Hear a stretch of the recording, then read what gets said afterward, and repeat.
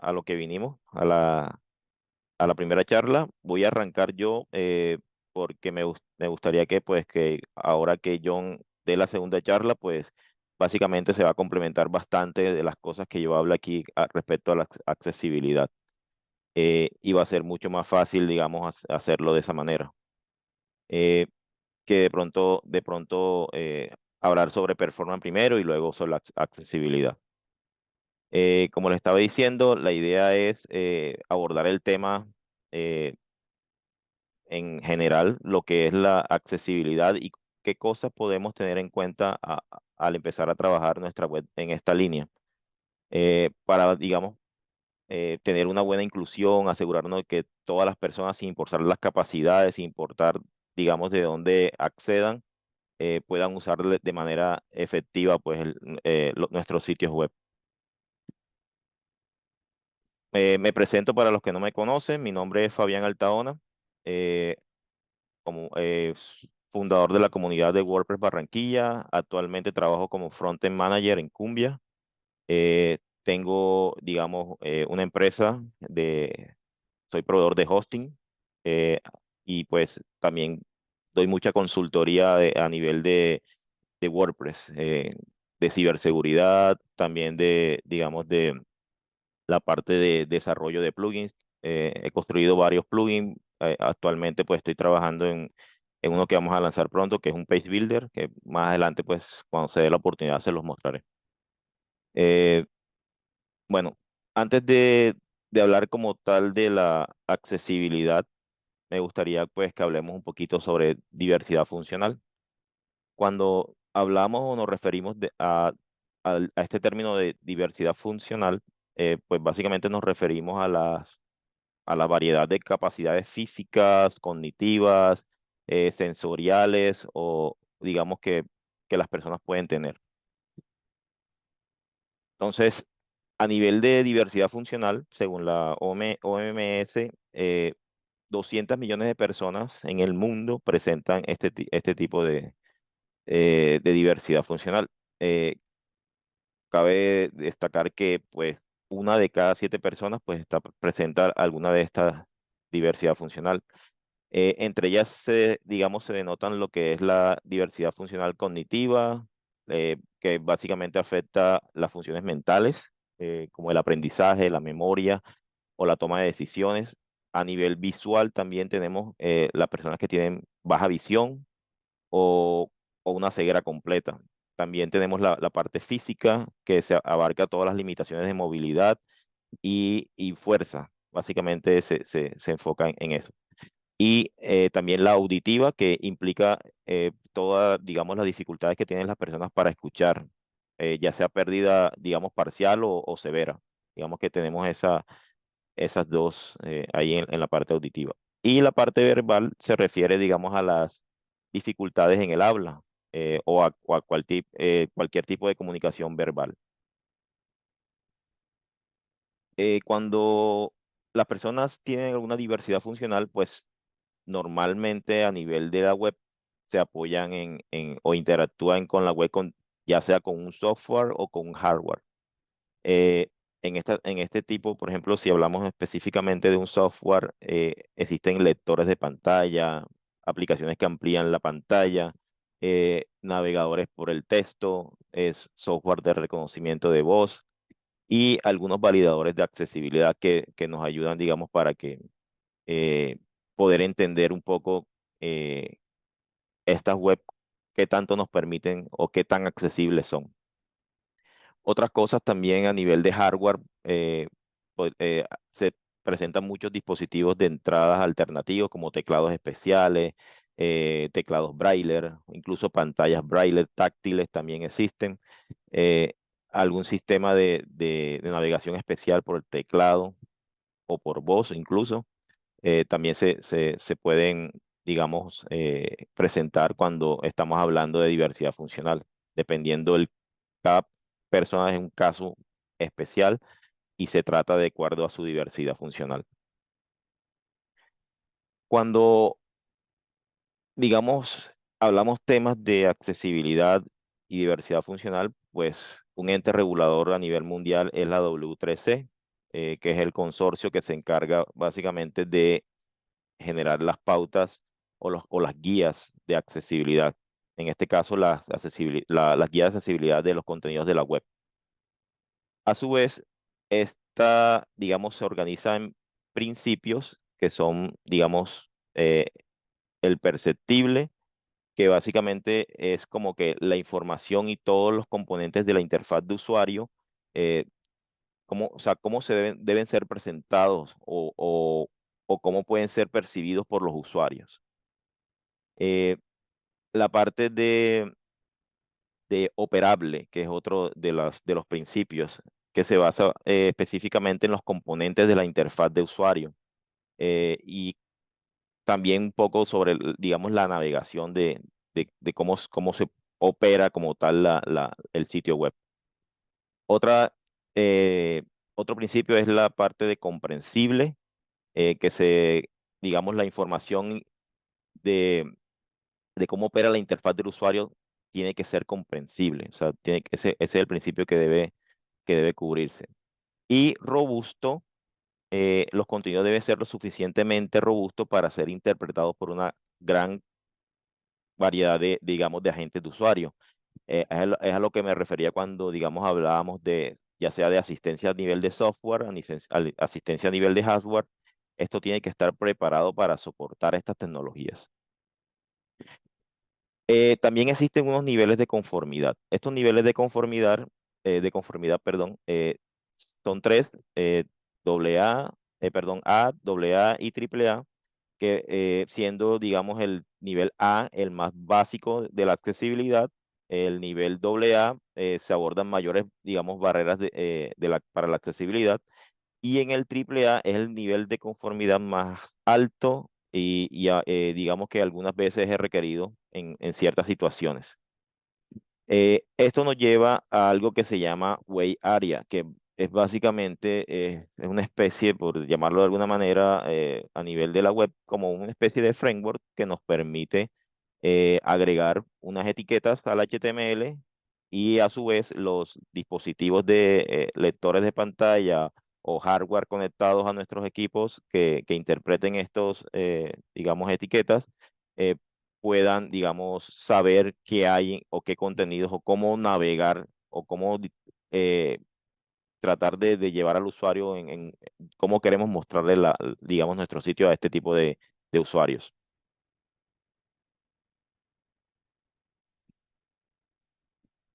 Bueno, en este caso, pues voy a hablar específicamente de los estándares de accesibilidad en Colombia. ¿Qué está pasando con esto en Colombia?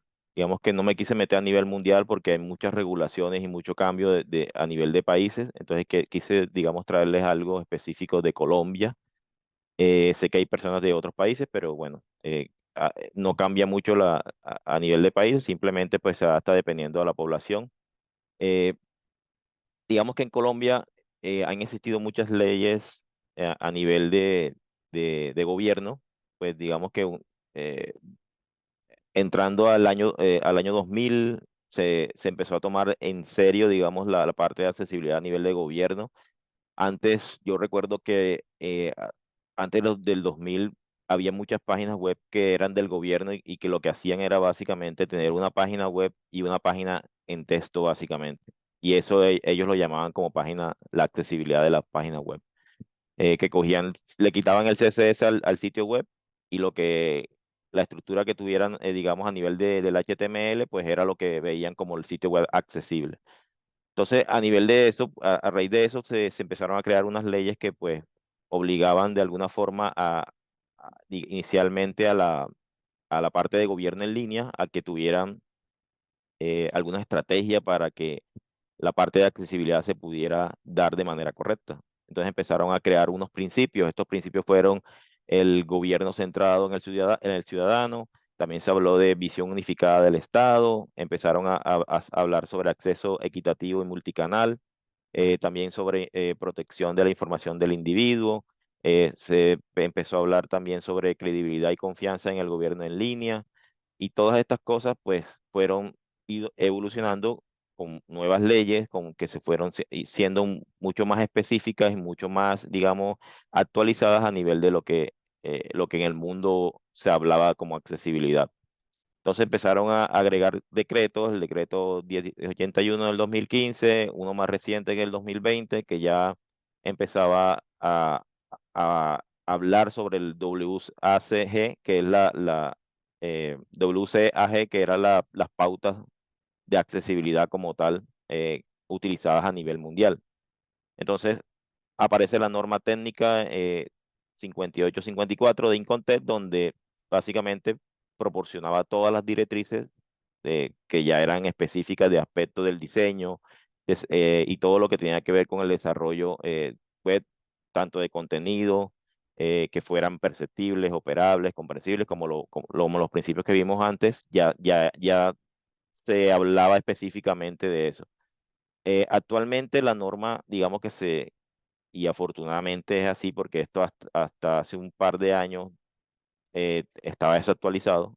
Afortunadamente ya están hablando sobre la WCAG 2.1, que es donde se tiene, digamos, a nivel de, de directrices, nuevas pautas. Entonces, por ejemplo, antes teníamos solamente esas que ven ahí en la 2.0, que habían 25 de la de A, AA13 y AAA23. Entonces fueron aumentando a 30, 28 y otras 28 para AAA. Y hay unas nuevas que se han ido incorporando que son más que todo en la parte móvil, que es lo que se está usando actualmente. Viendo un poquito digamos, de todas las pautas de accesibilidad, cómo se reparten, para que tengan un poquito, digamos, de idea. Entonces, en la parte cognitiva, en la parte de baja visión, en la parte de sordomudos, vestibular, en la parte motora y en la parte de la ceguera. Entonces, es- cada pauta de accesibilidad va cogiendo o va cubriendo, digamos, de manera categorizada las diferentes, eh, digamos, categorías de pronto eh, de lo que agrupa pues cada pauta de accesibilidad. Eh, una cosa que siempre sucede es que cuando vemos este tipo de imagen de la silla de ruedas o que digamos que por definición pues lo vemos como algo de que son accesibles, muchas veces digamos que no le damos tanta importancia a este tipo de cosas, porque muchas veces no solamente cuando vemos una gráfica, esto es para las personas que tengan alguna discapacidad o que tengan algún problema. Nosotros mismos podemos utilizar o podemos, digamos, pasar de una persona normal a una persona que tenga alguna discapacidad. Un ejemplo claro, por ejemplo, puede ser la mamá con un coche de bebé. Simplemente cogió la, digamos, la rampa esa que está ahí, subió con su coche cómodamente y lo pudo utilizar sin necesidad de ser una persona discapacitada. Eh, el repartidor con algunas carretillas, con cajas pesadas, también la usa. Y nosotros mismos, como le venía diciendo, si algún día pues nos fracturamos y vamos en muleta, también la usaremos. Entonces, con esto, ¿a dónde voy? Quiero decir que pues así como esta rampa puede ser para todos, la web, la idea es que sea para todos también, no simplemente a que la parte de accesibilidad sea para un grupo específico y que si lo hago bien y si no, pues bueno, de malas, no, esas personas que no entren a mi página. Entonces, ¿por qué debemos, digamos, hacer que nuestra página web pues no solamente ayude a las personas con discapacidad, sino que nos ayude a todos?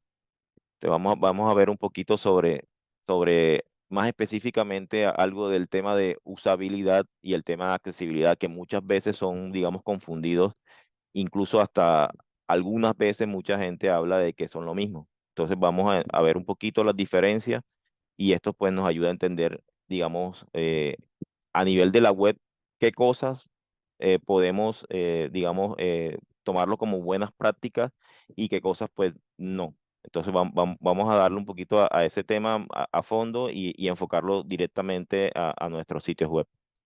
Entonces, muchas veces cuando hablamos de accesibilidad, eh, como les decía, hace muchos años la gente pensaba que accesibilidad era poner las páginas web en blanco y negro o ponerlas solamente en texto. Entonces, no solamente es eso. Entonces, la accesibilidad va mucho más allá. Hagamos ese ejercicio, pues, pueden usar el chat si desean. Escojan una línea como cuál usan normalmente cuando están haciendo sus sitios web, los que hacen sitios web, los que sean, digamos, desarrolladores o los que sean implementadores, pues, ¿qué usan normalmente o por dónde empiezan? Si empiezan por un diseño que tengan de escritorio y llegan al móvil o comienzan desde el móvil y llegan al del escritorio. ¿Qué usan? ¿Qué usan ustedes?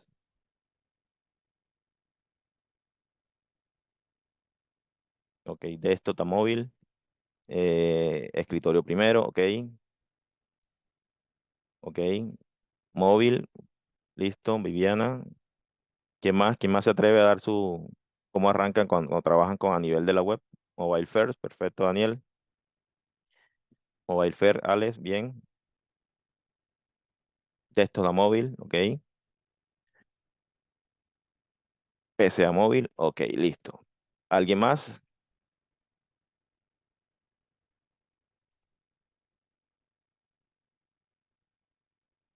Ok, bueno, listo. Eh, Cuando hablamos digamos que vamos a enfocarnos principalmente en desktop, de desktop a móvil, eh, cuando se diseña primero para pantallas grandes, el contenido y los elementos visuales suelen estar optimizados para aprovechar el espacio amplio. Digamos que esa es una de las cosas, pues que lo que estoy viendo en el chat, pues algunas personas optan por empezar por el desktop. Digamos que de pronto eso al escalar el diseño hacia abajo, o sea, volverlo a móvil, digamos que en algunos elementos pueden perderse, desorganizarse o no ser correctamente visibles en pantallas más pequeñas. Esto puede generar una experiencia de usuario, digamos, deficiente en los dispositivos móviles.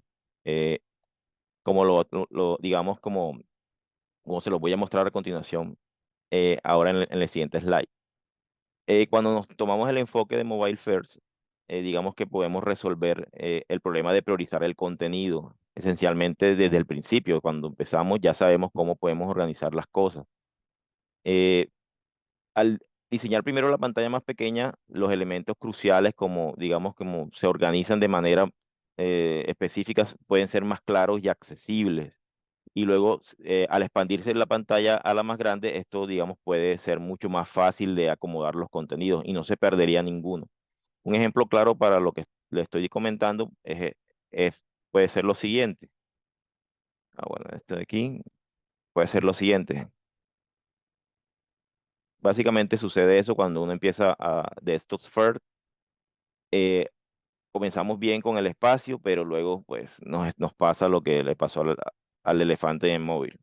Pero cuando empezamos desde móvil, pues tenemos más oportunidades. El espacio es más grande y podemos ir acomodando los elementos muy fácilmente. Entonces, digamos, para que lo tengan en cuenta a la hora de empezar sus desarrollos web y estén pensando en la accesibilidad, eh, traten pues en lo posible de que empiecen por lo más pequeño. Y así va a ser mucho más fácil al momento de tener su sitio web accesible y que sea con contenido ajustable a los dispositivos móviles, que es lo que realmente importa en este tiempo. Un tema, como les mencionaba hace un rato, pues la usabilidad versus la accesibilidad web. Eh, este tema, digamos que muchas veces se confunden, entonces vamos a explicarlo un poquito, vamos a explicarlo un poquito de cada uno para que ustedes mismos saquen sus conclusiones de cada uno. Entonces, usabilidad web. Normalmente la usabilidad web se centra en usuarios reales del sitio, quienes pueden tener diferentes necesidades, habilidades, expectativas. Eh, es esencial diseñar pensando en que estos usuarios específicos, para poder asegurar, digamos, eh, la interacción que sea, digamos, de manera efectiva.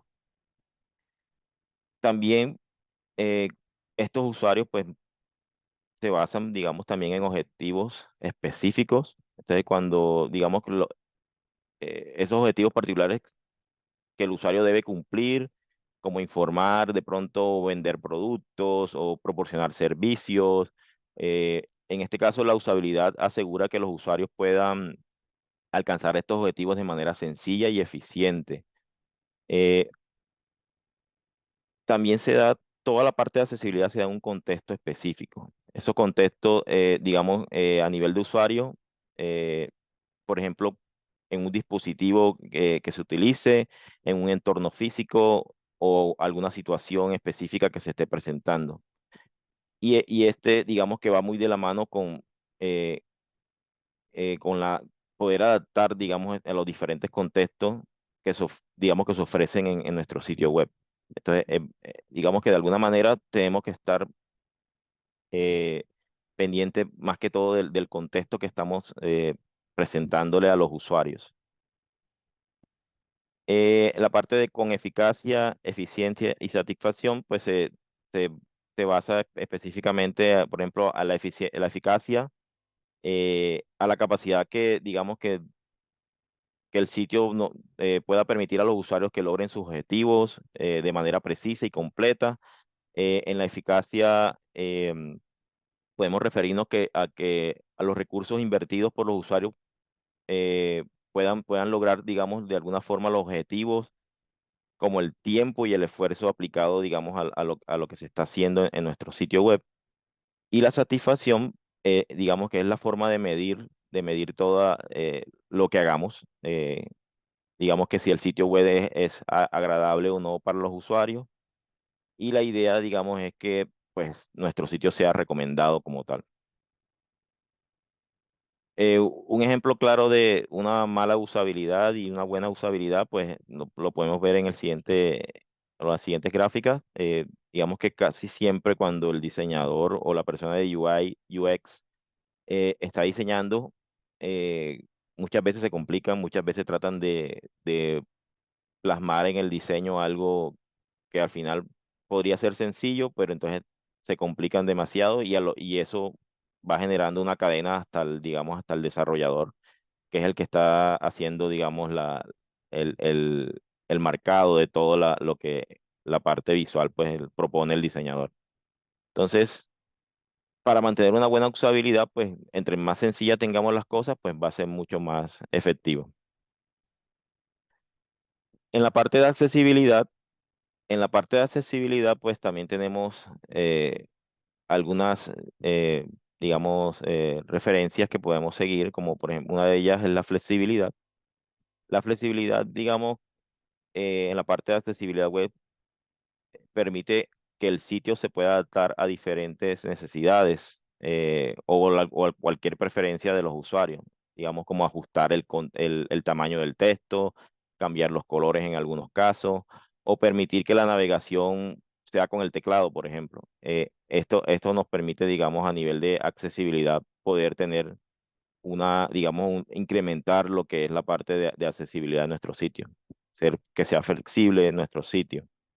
También la accesibilidad web fomenta beneficios para los usuarios.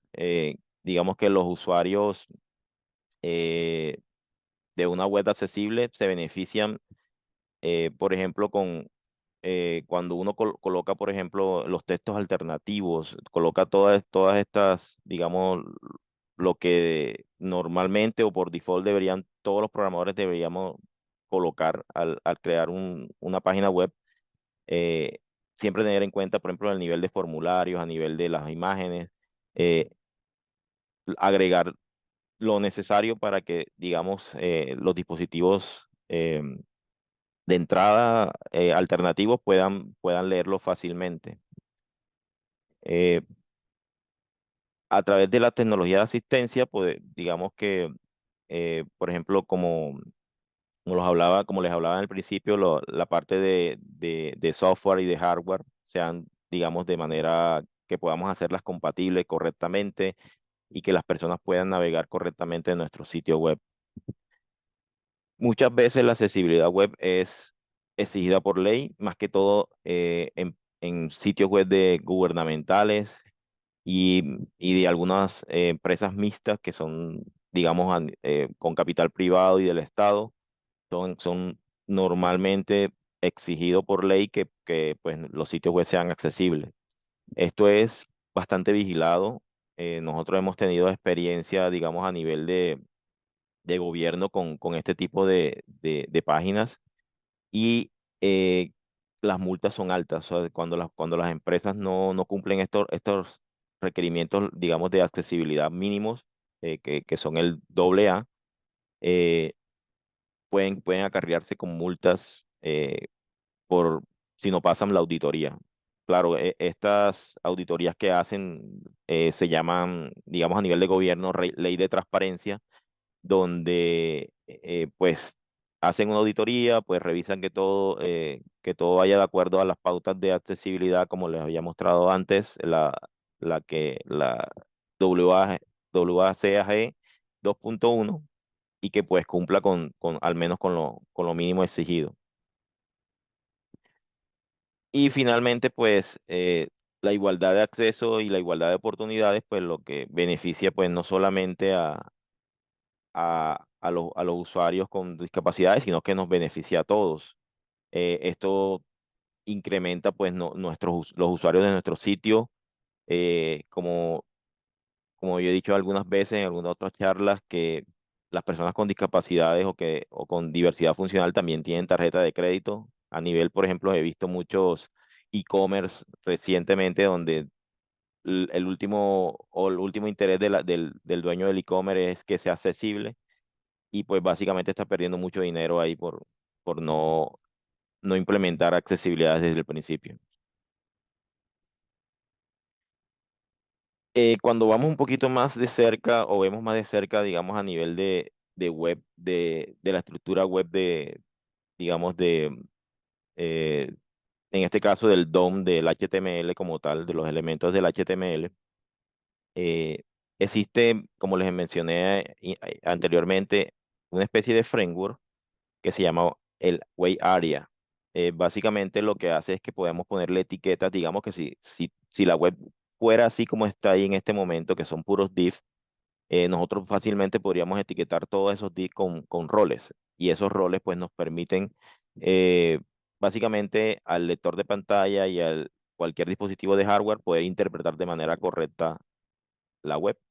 En este caso, pues a nivel de la actualidad, pues tenemos etiquetas semánticas.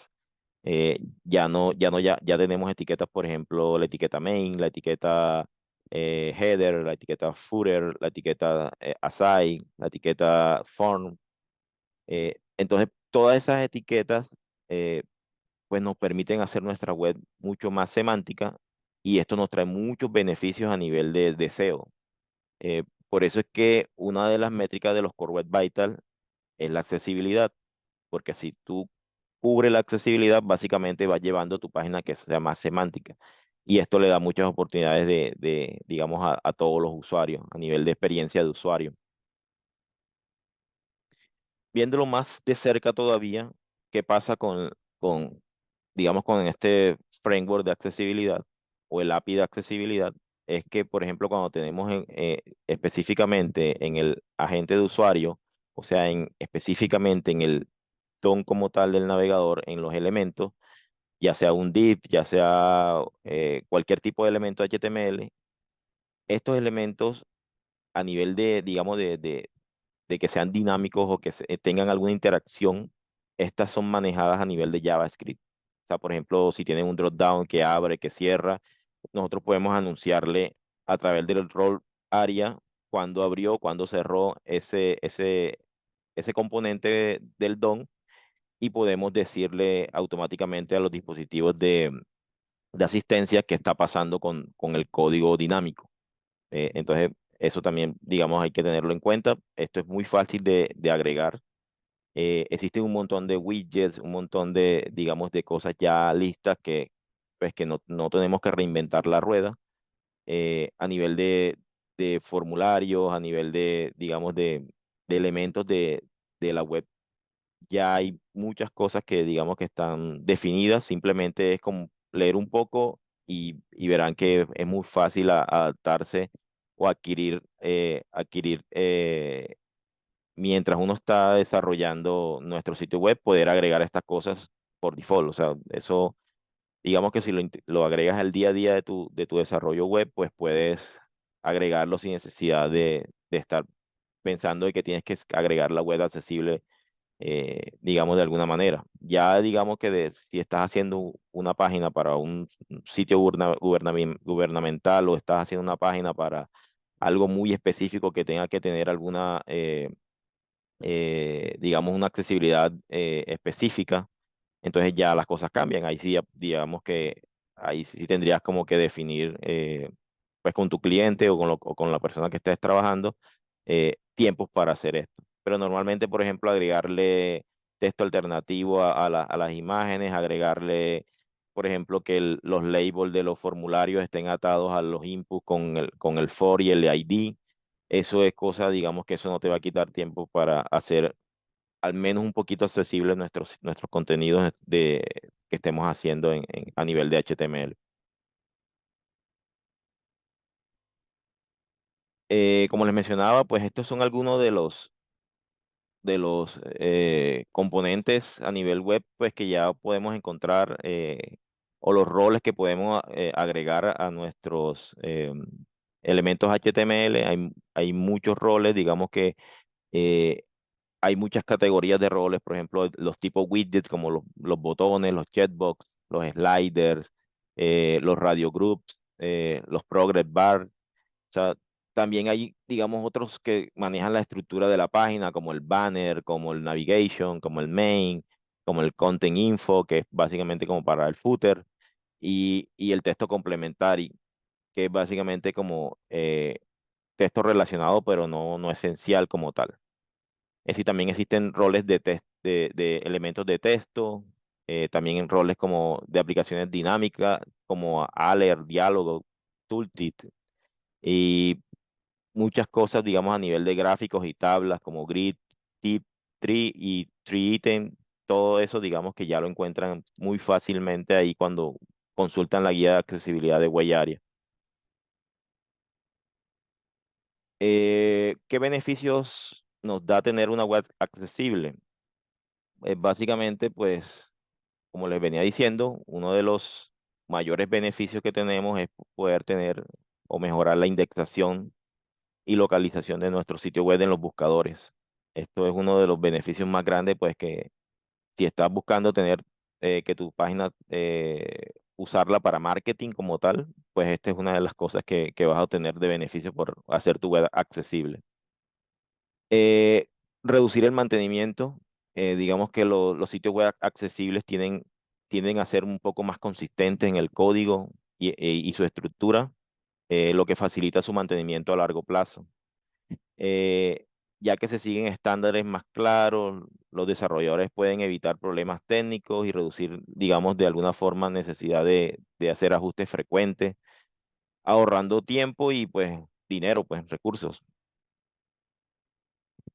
También la parte de perdón, escalabilidad y crecimiento, por ejemplo, de cuando uno está pensando en agregar nuevas líneas de negocio, em, digamos que en este caso es mucho más fácil de alguna forma poder escalar o manejar ese crecimiento en el caso, por ejemplo, que queramos agregar cosas nuevas a nuestro sitio.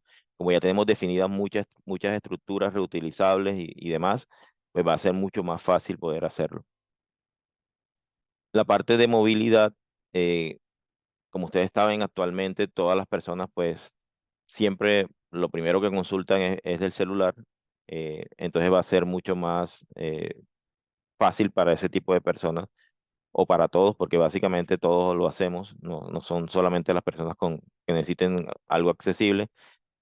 Al tener todas estas recomendaciones, lo que hacemos es que nuestro sitio web sea mucho más fácil de navegar a nivel de los móviles, de las tablets, de los televisores incluso, eh, y pues nos aumenta, digamos, esto por default, pues nos ayuda pues con la parte de los Core Web Vitals, que es algo que hay que tener en cuenta cuando estamos haciendo la mejora de performance. En la próxima charla pues van a ver un poquito sobre eso. Otra de las cosas que hay que tener en cuenta, pues algunos errores comunes que se dan cuando uno está empezando con accesibilidad, muy probablemente pues pueda caer en uno de estos. Las imágenes que con información relevante para el usuario, eh, si con, sin agregar una correcta, digamos, texto alternativo. Eh, Muchas veces, digamos, como estamos organizando nuestro blog o estamos organizando una página importante de nuestro sitio, pues siempre, casi siempre, lo complementamos los contenidos con imágenes. Y muchas veces no nos damos cuenta que, que esa imagen es tan importante como el texto que estamos agregando a nuestro sitio y olvidamos agregarle el texto alternativo. Entonces las personas que están leyendo su página a través de un lector de pantalla, pues no tienen idea que querías complementar ese texto que estabas agregando con esa imagen. Entonces, para que lo tengan en cuenta, cuando tengan imágenes importantes que acompañen el contenido del sitio, agreguen un texto alternativo descriptivo que defina pues lo que es la imagen como tal. Muchas veces hacen lo contrario, agregan imagen y creen que porque es una imagen hay que agregar el texto alternativo, pero esa imagen es un background, perdón, bueno, puede ser una imagen que tengo a un lado para adornar el sitio. Entonces lo que hacen es que a esas imágenes no le dejan el alt vacío y no le agregan, por ejemplo, el area hiding, que es básicamente lo que le dice al lector de pantalla que esa imagen pues no importa, es una imagen decorativa. Eh, Muchas veces ese tipo de imágenes son agregadas directamente como un tag IMG, pudiéndose agregar a través del CSS como backgrounds, porque realmente las imágenes que no son importantes para el usuario, pues no deberían tener presencia básicamente en el contenido. Ah, bueno, los que les mencioné hace un rato, agregan formularios sin label o con labels que no están conectados al input como tal. Entonces, cuando la persona está navegando con el teclado, básicamente cuando el lector de pantalla le lee el label, no se enfoca en el input que debe llenar el usuario. Y entonces esto lo que hace es que básicamente el usuario pues no podría llenar ese formulario. Muchas veces eh, lo seguimos haciendo y lo hacemos todo, es que utilizamos un color como para transmitir una información. O agregamos un botón clic de aquí y lo ponemos verde. Y resulta que las personas daltónicas no van a poder verlo. Entonces, para que tengan muy en cuenta los contrastes y no utilizar colores solamente eh, para transmitir la información. A nivel de los colores de los textos, hay textos que, pues, que no manejan un contraste mínimo, como por ejemplo el que tenemos ahí 4.5:1 con respecto al color del fondo. Para esto tenemos en el navegador, por ejemplo, Chrome, tenemos la ayuda que nos permite saber los elementos con respecto al fondo, si están bien de contraste o no, y nos podemos ir ajustándolo, digamos, progresivamente. También existen algunas aplicaciones del navegador que te ayudan con esto también, que te dicen a nivel visual cuáles elementos del contenido pues nos están haciendo un mal contraste. Digamos que hay veces se nos da por poner un fondo oscuro, digamos de color verde, y de pronto utilizar de encima un fondo, un texto con letras verdes más claras, que a nivel, digamos, visual se ve bonito, pero al final un usuario con problemas digamos, de visión no va a poder ver bien ese texto, o personas daltónicas tampoco. Muchas veces no lo tenemos en cuenta, simplemente agregamos nuestros textos y contenidos del sitio web con píxeles, y lo que estamos haciendo es que básicamente esos usuarios con este tipo de problemas no pueden aumentar el texto, no pueden, digamos, ajustar a sus necesidades la página, y pues esto pues va a traer muchos problemas ahí a nivel digamos, de accesibilidad. Otra de las cosas también es que se emplean imágenes de textos como enlaces o botones. Eh, los asistentes digamos, no pueden interpretarlo, entonces básicamente se van a quedar sin decir al usuario a qué le va a dar clic, para que lo tengan en cuenta. todo el contenido del sitio web no es accesible a través del teclado o el foco del teclado, o no es visible. Entonces, digamos que debemos asegurarnos que podamos navegar correctamente el contenido de nuestro sitio. Muchas veces lo que hacemos, no sé si algunos de ustedes lo hacen, eh, colocamos por ejemplo, puede ser un elemento oculto con ID específico del content. eh, Normalmente lo que hace uno es que lo llama como con clases, como sacándolo de la pantalla visual del usuario normal, como solamente que se funcione en el screen reader. eh, y lo que hace es que cuando uno empieza a dar tap, cuando llega ese elemento y es leído digamos, por el lector de pantalla, el usuario podía dar enter a ese link oculto y lo lleva automáticamente al contenido. Es una de las formas de crearle como una especie de shortcode a las personas que están utilizando lectores de pantalla o algún dispositivo de asistencia, como que puedan ir rápidamente al menú, como que puedan ir rápidamente al contenido o que puedan desplazarse por la página muy fácilmente. Digamos que esto ya se hace cuando queremos cubrir, digamos, muchas cosas de la accesibilidad, más allá pues de lo básico, digamos, del nivel de conformidad A, por ejemplo. Y esta es bastante común, sobre todo a las personas que hacen WordPress, instalan un plugin de slider y cuando empieza a rotar el slider, a pasar entre imágenes, pues se ve chévere, va pasando las imágenes cada tanto tiempo, pero cuando llega el usuario y se pone encima de la imagen, no se detiene el carrusel o el slider.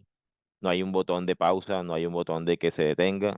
Entonces, esto le trae problemas a las personas que tienen problemas de accesibilidad, que necesitan apoyo en accesibilidad, para que lo tengan en cuenta también. Y digamos, por último, bueno, creo que todavía falta, sí. Bueno, eh, la forma como empezamos a indexar nuestros contenidos con el tag index debería ser coherente y debería ser, digamos, de manera natural. Debería ser como el navegador lo interpreta de acuerdo a su jerarquía en el árbol del HTML. Muchas veces nos podemos a modificar este orden y lo que hacemos es que dañamos esa experiencia. Los enlaces no tienen una descripción que identifique el propósito del elemento o es demasiado ambigua, provocando confusión en el usuario al navegar por la página a través de un asistente técnico. Eh, lo que les mencionaba hace un rato también, muchas veces cuando agregamos enlaces no utilizamos de manera correcta, digamos, a nivel de visual, lo hacemos perfecto, digamos que a nivel visual se parece al branding, se parece a todo lo que estamos haciendo, pero olvidamos a las personas que utilizan los lectores de pantalla o utilizan los hardware de asistencia. Debemos agregar una descripción adecuada que identifique ese link o eso que estamos colocando digamos, a nivel visual de una manera específica. Esto también es muy importante y esto nos va a traer muchos beneficios a nivel de SEO también. Saber utilizar de manera estructurada los encabezados del H1 al H6 y tener en cuenta que cuando utilizamos, por ejemplo, el H1, solamente debemos tener un H1 en la página. No debemos poner el H1 por cada sección, por ejemplo. Entonces tenemos que tener en cuenta esto para que si lo utilizamos correctamente y quitamos el CSS de la página debería verse como un periódico, debería verse los textos armados como si estuviéramos viendo un periódico, con el encabezado, el contenido, tipos de encabezado, bajando, por ejemplo, H2, H3, H4, hasta el H6. Entonces tiene que ser de manera coherente y lineal, toda la jerarquía del uso de los encabezados. Otra cosa, digamos que, bueno, en este caso a nivel de WordPress es muy difícil que esto no se agregue porque lo agrega por default, pero cuando estamos haciendo desarrollo, digamos, de custom fuera de WordPress, pues ometemos esos errores. No agregamos en el tag de lenguaje a la página. En nuestro head no anunciamos qué idioma estamos mostrándole al usuario. Y esto, pues, básicamente cuando el lector de pantalla entra, pues no sabe qué interpretar. Eh, Otro error común es no informar al usuario de los errores introducidos en o los datos, o sea, los errores que están introduciendo en los datos de entrada. Eh, por ejemplo, como en este caso, por ejemplo, eh, cuando se muestran errores, digamos, de pronto de algún formulario, por ejemplo, muchas veces mostramos el error y ya, porque visualmente se ve, pero no utilizamos los ARIA label para describir este tipo de lo que está pasando, en este caso eh, digamos, los campos de entrada hacia el usuario como tal tiene un dispositivo de asistencia, no le estamos indicando qué está pasando en el sitio web. Entonces debemos tener, digamos, aprovechar y hacer uso de los áreas, en este caso de los tipos de áreas específicos para mostrar correctamente lo que está cambiando en nuestro sitio web.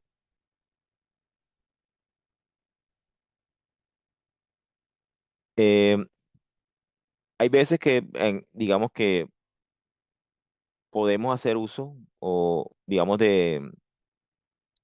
ocultamos información, digamos que solamente queremos que los usuarios eh, con que utilicen un asistente técnico puedan ver o utilizar. Digamos que esto hay que tener, digamos, un balance. No podemos simplemente empezar a mostrarle otra cosa a los usuarios digamos, que están haciendo con este tipo de asistentes, pero sí podemos facilitarle un poco la vida a estos usuarios, como que puedan navegar de manera muy fácil nuestro sitio web. Eh, los cambios de contenido se producen automáticamente y no son anunciados al usuario, lo que le venía diciendo. O sea, muchas veces los contenidos, porque nuestros sitios web son dinámicos, cambian dependiendo de las interacciones que estemos haciendo. Entonces, por favor, utilicemos los web area correspondientes. Y por último, este sí es el último, ya se los prometo. eh, Se utilizan etiquetas HTML y atributos o roles web area de forma equivocada. Es decir, que pues no se anuncian correctamente los tipos de widget o los tipos digamos, de etiqueta correcta, o el motivo del rol que se está tratando de anunciar sea otro de acuerdo digamos, a lo que estemos haciendo en el HTML. Entonces, hay que tomarse un momento, hay que tratar de leer un poco sobre los roles, para qué sirven los roles, cómo se usan los roles. Cada etiqueta del HTML tiene un rol que se puede usar dependiendo al tipo digamos, de etiqueta HTML. Entonces, tomémonos un momento, revisemos un poco. Ahora es mucho más fácil porque digamos que ahora mismo yo creo un código HTML, le digo a ChatGPT, hey, necesito que me ponga los roles y los tienes automáticamente. Entonces ya no hay excusa para no hacer nuestro sitio web accesible. Entonces, los invito pues a todos que empiecen a hacer parte digamos, de agregar los contenidos que sean accesibles a sus sitios y que pues transmitan el mensaje a sus clientes, a sus usuarios, para que también pues si lo empiezan a hacer, pues que también sigan estas recomendaciones. Y bueno, gracias por escucharme y bueno, no sé si tienen preguntas, comentarios, si quieren prendan el micrófono y me cuentan.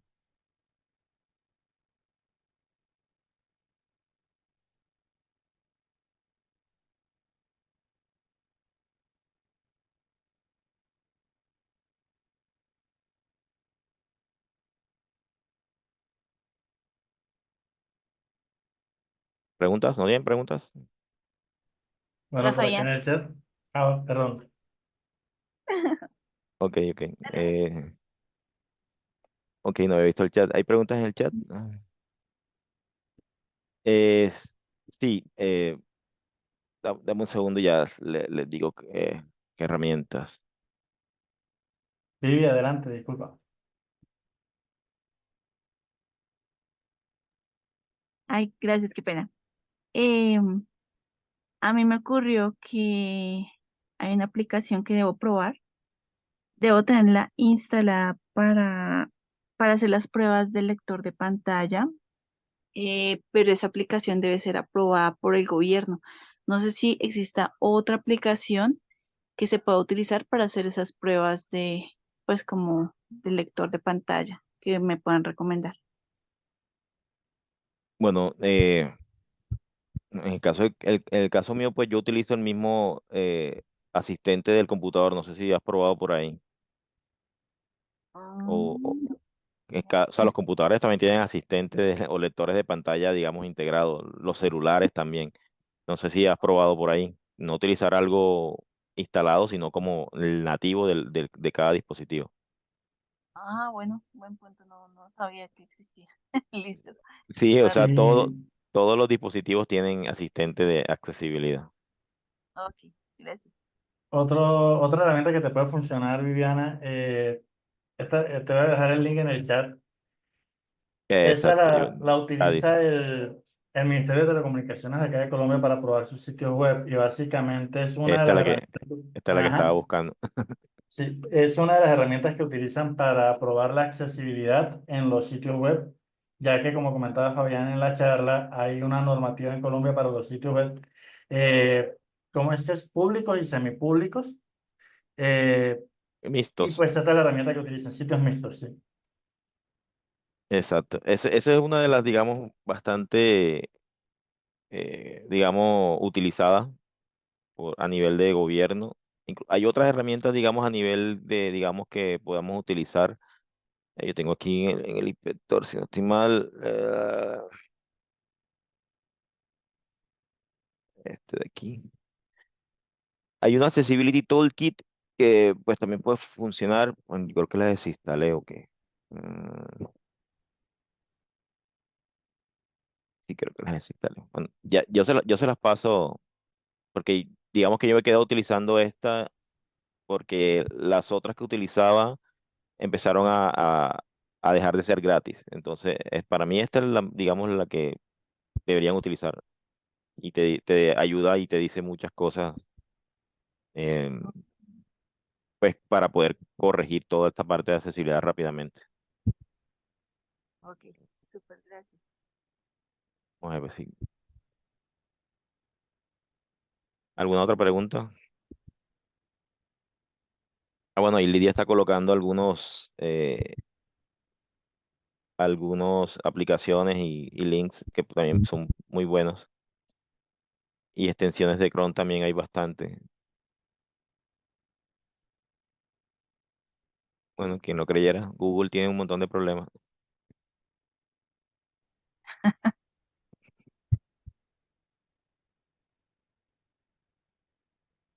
¿Qué es lo más dificultoso que han enfrentado a la hora de hacer una página accesible AAA? El reto está no tanto desarrollarla, sino desde el diseño. Si tienes un buen diseñador que siga estas pautas desde ahí, es mucho más fácil cuando uno llega al desarrollo. Pero si llegamos al desarrollo sin nada, es mucho más complicado. Entonces, ahí, digamos, está el secreto de cuando trabajamos sitio web accesible, completamente accesible. Estamos hablando de que si le das over a un link, suene diciendo lo que hay en el link, por decirlo, las cosas más mínimas de cuando es completamente accesible. No es solamente una barra que encontramos normalmente en los sitios donde tú das clic, te muestra el contraste, el no sé qué, sino que el sitio como tal ya debe estar completamente por default compatible con Braille, con todos los sistemas, digamos, de hardware y software disponibles. Muchas veces este tipo de cosas eh, casi siempre pues viene con un manual que se llama ADA Compliance y cada ADA Compliance en el caso, por ejemplo, de que hemos trabajado en Estados Unidos, tiene, digamos, cada sector de los sitios web tiene un ADA compliance específico. Entonces uno sigue esas pautas ya a nivel de gobierno, que creo que es algo que no tenemos tan así aquí, eh, pero a nivel, por ejemplo, de Estados Unidos, cuando estás haciendo una página web médica, cuando estás haciendo una página web de finanzas, cuando estás haciendo una página web de construcción, cada uno tiene un ADA compliance que se va haciendo mucho más riguroso cuando son, por ejemplo, cosas eh, de los bancos, por ejemplo, de cosas financieras. A nivel de salud también es muy, ya empiezan a entrar aparte de la accesibilidad y esas pautas, digamos, a nivel del sector, empiezan digamos, otras cosas a nivel de seguridad que complementan este tipo de, digamos, de lo que se quiera lograr con a nivel de las pautas de accesibilidad. Ok. Una última preguntita y ya qué pena. Em, ¿Qué tan recomendables son esos plugins que ya vienen para pues manejar lo que es las fuentes y el contraste que se encuentran en WordPress? ¿Qué tan recomendables son o pues es mejor hacer un trabajo desde ceros? Bueno, esos plugins sirven si tu sitio web está listo para esos plugins. Por ejemplo, lo que yo hablaba hace un rato de que si tienes todas las, todos